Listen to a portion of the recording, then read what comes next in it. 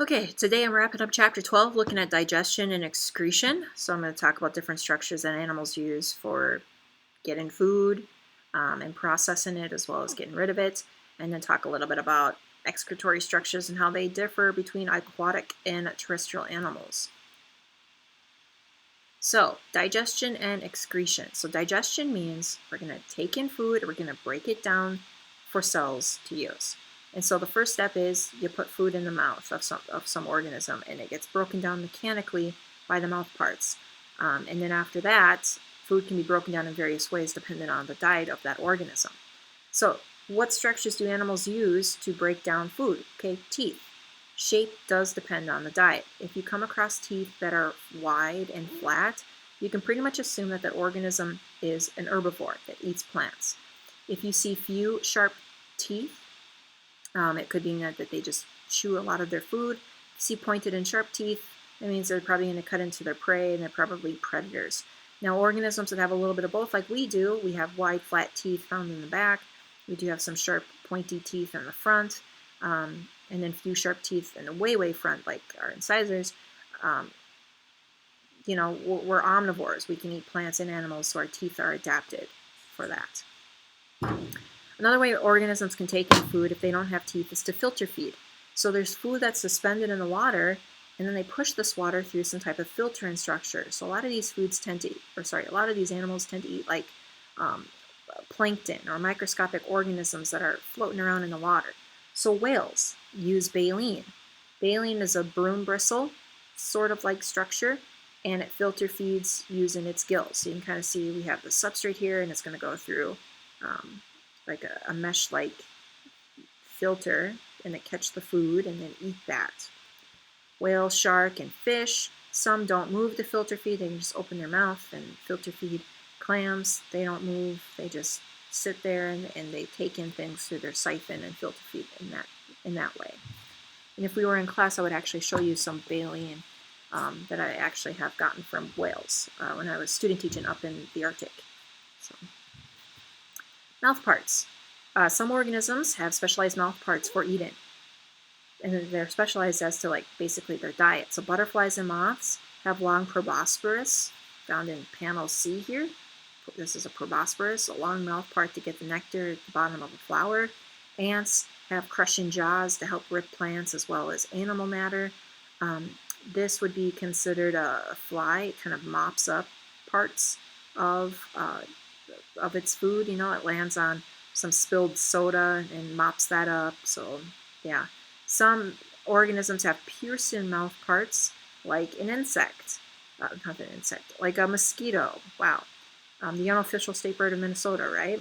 So mosquitoes, they have piercing mouth parts that can pierce through, our skin and suck our blood. Don't do those questions.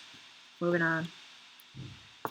All right, some structures for digestion. So some animals, or I should say a lot of animals, do have specialized organs that further break down food. So crops are found in birds, insects, leeches, snails, and earthworms. And it's a specialized structure where it stores food for a little bit, and then it's going to move it on to maybe another part of the digestive system, in this case, a gizzard. So gizzards is a muscular pouch similar to a stomach, and it helps grind food. Some organisms swallow rocks with their food to help break it down. I know there are some birds that swallow rocks, and they store those rocks in the gizzards to help break down. Earthworms have a gizzard. I don't know if leeches and snails do, but I know earthworms do, and I know birds do. So here is the generalized digestive tract of a pigeon, where it goes to a crop for some storage, and then eventually it'll pass on to the gizzard, and then through the intestine and out the other end. Okay, so after you digest food, you have to be able to absorb nutrients and get those to the cells for cellular respiration and to carry out life processes. So we have chemicals called enzymes that help break down food. You have enzymes in your mouth.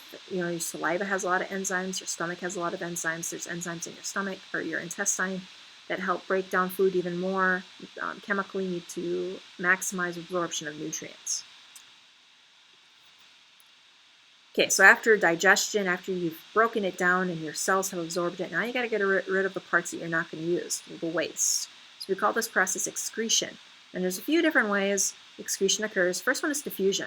When we breathe in and breathe out, you're actually getting rid of carbon dioxide. That is a waste product. So oxygen's brought in, CO2's brought out, diffusion. You're actually doing excretion right there.